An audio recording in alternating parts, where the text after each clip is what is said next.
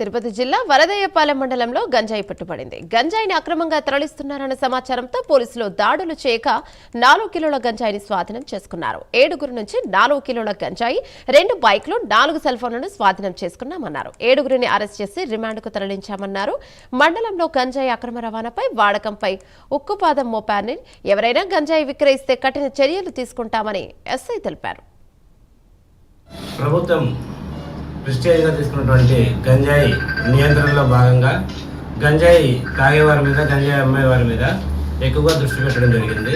అదే క్రమంలో నిన్నటి దినం అనగా 23/2/2026 తేదీన మధ్యాహ్నం సుమారు 2 గంటల సమయంలో ఉబ్బులమడుగు రోడ్డులోని అవంతి కాలనీకి సంబంధించినటువంటి మామిడి తోపులో ఎక్కువ మొత్తంలో గంజాయి చేతులు పడుతుందని సమాచారం మేరకు మేము మా సిబ్బంది మొత్తం అక్కడికి చేరుకోగా సుమారుగా 10 నుంచి 12 మంది గుంపుగా ఉండి వాళ్ళ చేతుల్లో బయట మనం చూసినటువంటి ఒక బ్యాగు, అందులో 2 పార్సిల్లు పెట్టుకొని ఉంటున్నారు.